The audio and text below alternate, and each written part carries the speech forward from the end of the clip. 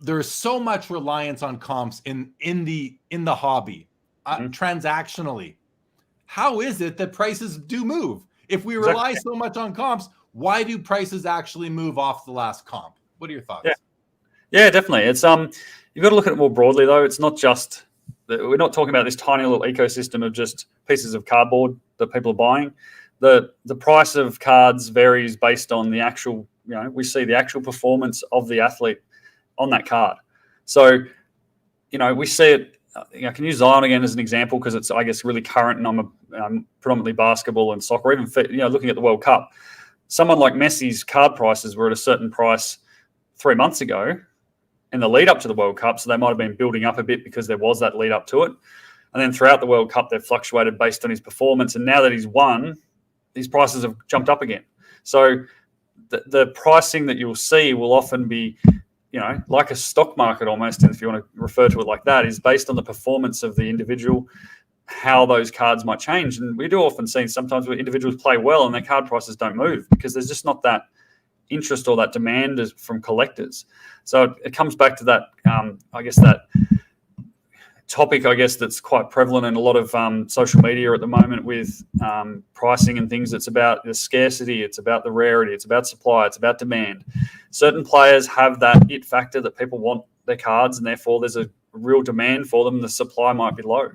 But yet again, there's other players who might be playing really well but just don't have that same demand for them. That means that their prices don't change so wildly, and that even with some excellent 20, 30, 40-point game performances in a row where they previously scored 10 points, they might not see the same fluctuations in their actual pricing. So, it's easy to look at that it's purely on paper and say, well, why would it change? It's the exact same thing, but you're not buying a car.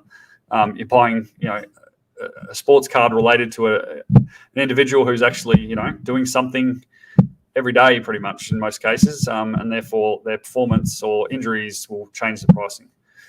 And then you look at it. So that makes a lot of sense when it comes to active players. Performance, game to game, week to week, can and does change many of these players' card values.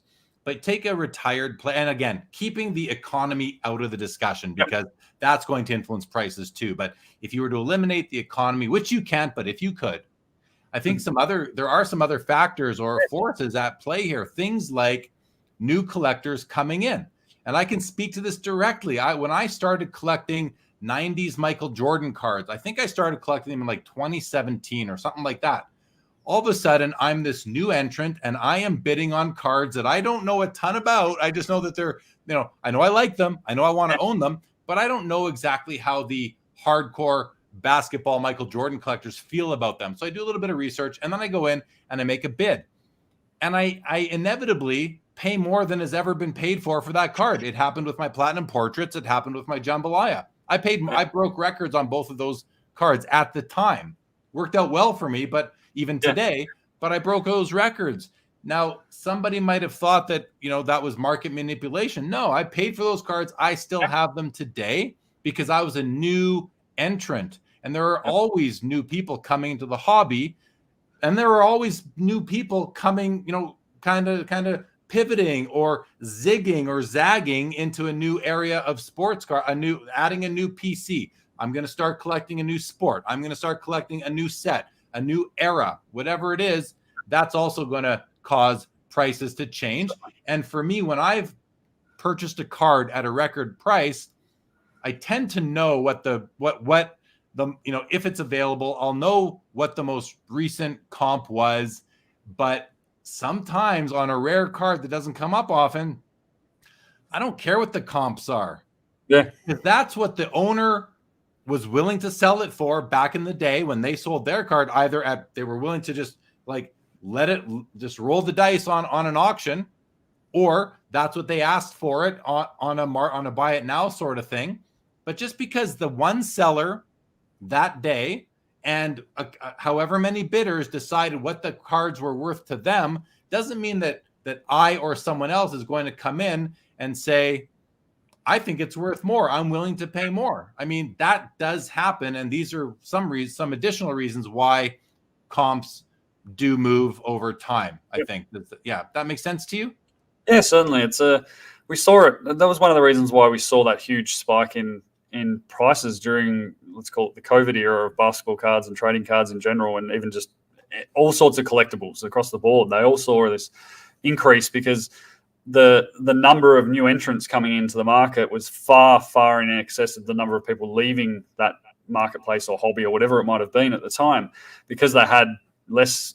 A lot of people had a lot more time at home or whatever they were doing, they was stuck, couldn't go do the things they wanted to do. So when you've got more people coming in and less going out, all those people are trying to be interested in the available cards, which didn't in themselves expand particularly that much more than the normal releases. And that's why we saw the price of products go so high, because you had a huge number of people wanting the products, same amount of products being produced in some cases less. Therefore, prices go through the roof because the demand is just not even close to supply. So even with some of these players who may be retired, Hall of Famers, the whole component there, their prices spiked because a lot of people came in and decided, I'm from a 80s era, I want to collect some 80s guys, and they went and started buying up those, and that's why some of the vintage stuff increased as well, because people realize that they're really solid investments. And like you said, they don't typically peak and trough like a lot of the modern stuff does. They have more chance of just a gradual appreciation like you would like to see in a sort of an investment that might be a long-term investment. It's interesting now that we're in that point where we've kind of decompressed a bit from those huge number of people that came in. But I still think we're at a point where we still have more people collecting than there was pre-COVID. Some people might be trying to exit and get rid of their inventory and maybe taking huge losses, and therefore that could be leading to an increase in shill bidding compared to what it might have been 2 years ago, just because we have a lot of people that are done with it and want to get out. But I think ultimately we still are in a much, we've kind of leveled, but I believe from all the data I see and a lot of the stuff that's published out there that we're still in a position that is much higher than we were. So fingers crossed we don't see it drop, through the floor, and we just continue on a nice upwards trend for most people in terms of whether it be volume of sales and the ability of products to come out. We maintain that through the new Fanatics deals, and they start continuing this, good support to the hobby, which I think they will, because they've got a lot of money invested in it. But also I hope that, with that comes some better things for collectors and some aspects that I know a lot of people would love to see improved, like customer service from a lot of the companies and being able to get responses on things when they want them in a timely manner. Yeah, I think what we're looking for, we're hoping, is for some stability, maybe to find the floor finally after 12 months of a bit of some volatility heading in the wrong direction. But it's not the wrong direction; it's the right direction, because it's the reality. So it really is what it is. I agree with you, though. I think we have more collectors now than we did before, and all those points you were making about the movement of pricing with new people coming in. I think a lot of people were just buying whatever they could. A lot of new people didn't know what to buy. And for those new people who have stuck with the hobby and are still with us, I think they're now a little bit more focused, and they have some experience. They know that, you can buy something and take an 80% hit in 6 months if you aren't buying the right thing. And it's hard to know at the time if it's the right or the wrong thing. But now at least they have some experience, and hopefully they'll stick around, become collectors, and just be more focused and more savvy, I guess, about what it is that they're purchasing.